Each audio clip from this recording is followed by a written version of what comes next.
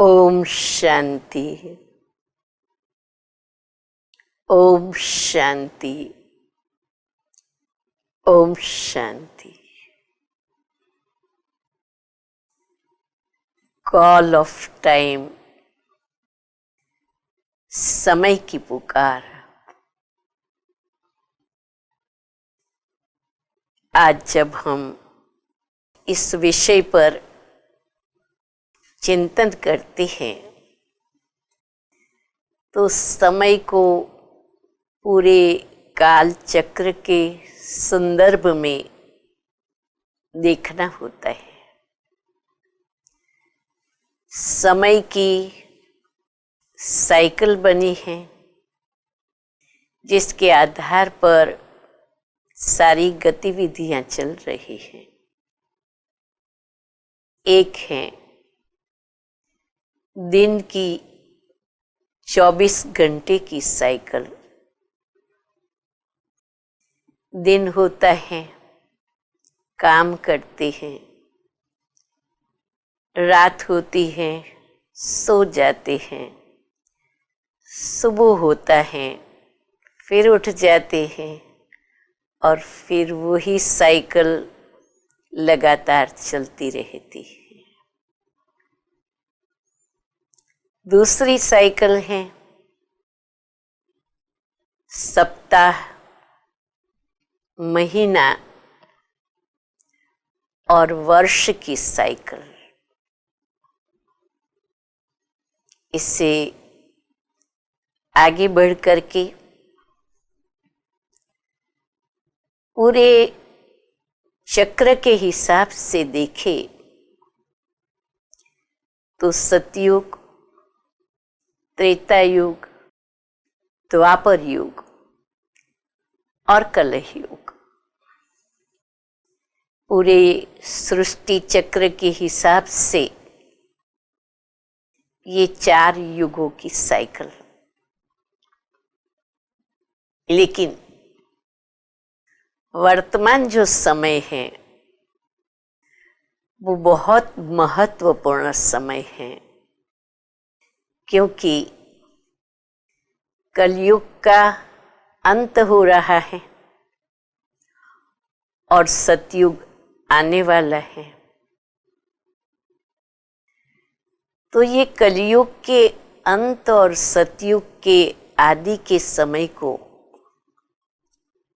हम संगम युग कहे, कॉन्फ्लुएंस युग कहे, सूर्योदय का युग कहे या परिवर्तन का समय कहे। हमें इस परिवर्तन की प्रक्रिया को अच्छी तरह से समझनी होगी। व्यक्तिगत जीवन का संबंध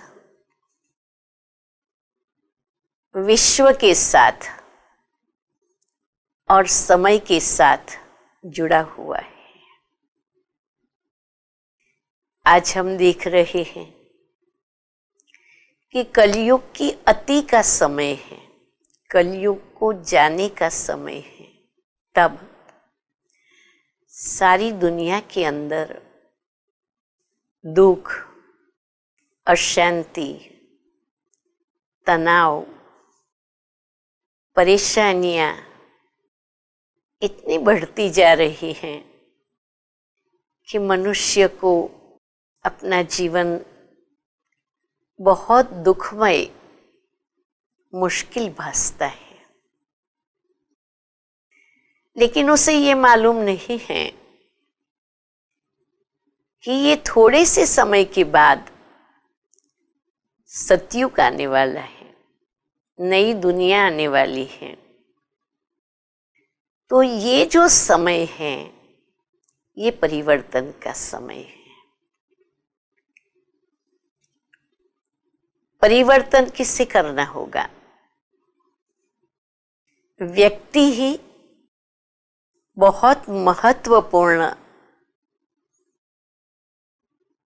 गाई जाती है, क्योंकि व्यक्ति से परिवार, परिवारों से समाज, समाज से राष्ट्र और राष्ट्र से पूरा विश्व बनता है। तो विश्व के अंदर परिवर्तन का ये जो महाकाल चल रहा है, उसमें हर व्यक्ति को बदलना होगा। और वो क्या परिवर्तन लाना है? इस समय इंसान जो भी दुखों को झेल रहा है, उसका कारण ये है कि वो स्वयं को भूला हुआ है। जब स्वयं को देह समझता है, तब वो देह के धर्मों के वशीभूत हो जाता है। और ऐसे ही इस समय काम, क्रोध, लोभ, मोह, अहंकार आदि विषय विकारों ने मानव जीवन को दुखी बना रखा है। ये समय है स्वयं भगवान को आने का समय है। श्रीमद् भगवद गीता में कहा हुआ है कि जब जब धर्म की ग्लानि होती है, तब अधर्म का नाश करने और सतधर्म की स्थापना करने में स्वयं अवतरित होता हूं। तो खुशी की बात तो ये है कि हम आत्माओं की पुकार सुनकर स्वयं निराकार ज्योति बिंदु परमात्मा प्रजापिता ब्रह्मा के साकार माध्यम के द्वारा हम बच्चों को सत्य ज्ञान देने लिए आए हुए हैं। हम सब परमात्मा की संतान हैं, अर्थात आत्माएं हैं। और परमात्मा ये सत्य समझाने के लिए और हमें अपने जैसा बनाने लिए आए हैं। जैसा बाप होता है वैसे ही बेटे होते हैं। तो परमात्मा सर्व गुणों के सागर हैं, सर्वशक्तिवान हैं, कृपालु हैं, दयालु हैं। हम परमात्मा की संतान आत्माएं हैं। हमारा असली स्वधर्म शांति है। हमारी असलियत हम सच्चिदानंद स्वरूप हैं और हम आत्मा अविनाशी है। अविनाशी आत्मा जब परमात्मा को याद करती है, तो फिर से परमात्मा के समान गुणों की अधिकारी बन जाती है। जिनको हम याद करते हैं उनके जैसा हम बन जाते हैं। इसीलिए कहते हैं जैसा संग वैसा रंग। अगर हम परमात्मा को अपने पिता समझ करके याद करेंगे, तो हम परमात्मा के दिव्य गुणों और शक्तियों के अधिकारी बनेंगे। तो अब समय का यही इशारा है कि हम अपने जीवन की 3 मूल्यवान शक्तियों को सफल करें। और वो 3 मूल्यवान शक्तियां कौन सी हैं? समय, संकल्प और श्वास। यही हमारी अपनी संपत्ति है। समय का एकम तो सेकंड है। एक एक सेकंड को मिलाकर मिनट बनी, 60 मिनट को मिलाकर 1 घंटा बना, 24 घंटे का एक दिन बना। और जीवन का मापदंड दिन ही बना। एक दिन पूरा हुआ, दूसरा शुरू हुआ। रात पूरी हुई, सुबह शुरू हुई। तो समय की पुकार तो यही है कि हम अपने 24 घंटे के दिन को अच्छी तरह से योजनाबद्ध रीति से चलाएं। एक एक सेकंड को व्यतीत करते हुए ये ध्यान रखिए कि मेरी एक एक सेकंड सफल हो रही है। समय को कार्य में लगाने के लिए संकल्प होते हैं। किसी भी कार्य की शुरुआत के लिए हम संकल्प करते हैं और संकल्प से सृष्टि बनती है। तो मैं जो भी संकल्प कर रही हूं वो संकल्प श्रेष्ठ है, सकारात्मक है, दृढ़ है, शुभ है। अगर संकल्प श्रेष्ठ है तो जीवन श्रेष्ठ बन जाएगी। और जब जीवन में श्रेष्ठता होती है तो हमारा जो श्वास है वो श्वासोश्वास में खुशियां भरी रहती है। हर श्वास उमंग उत्साह से भरा हुआ हो।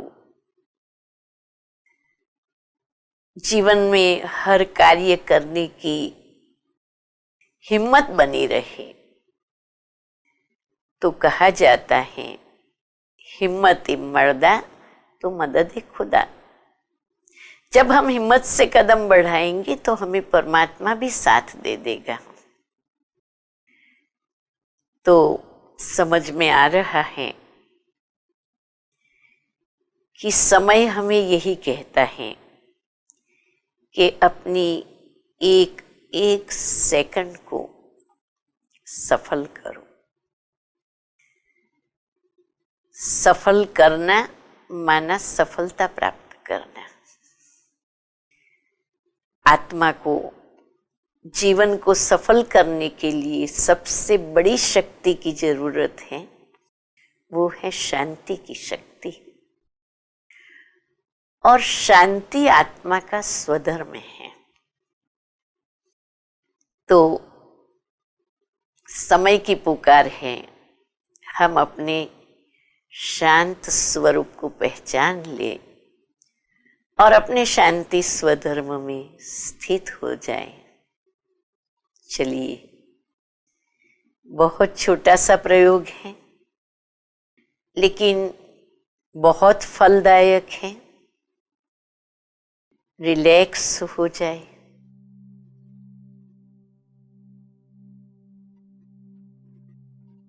अपना बुद्धि का फोकस मस्तिष्क के बीच भ्रुकुटी में एकाग्र करें। महसूस करें मैं एक आत्मा,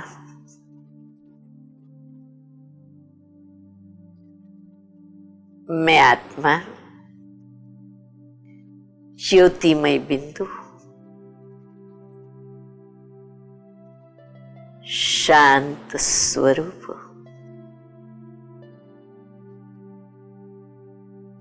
शांति मेरा अपना स्वधर्म है। शांति मुझे बहुत प्रिय है। मैं आत्मा शांति के सागर पिता की संतान हो।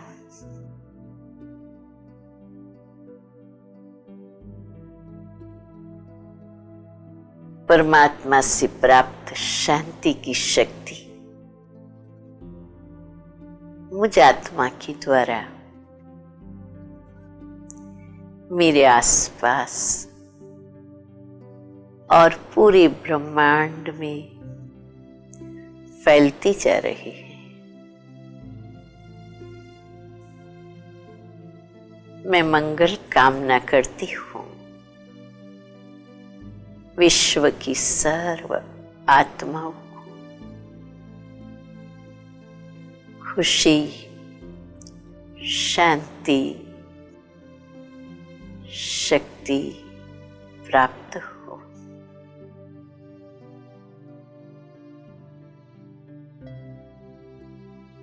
ओम शांति।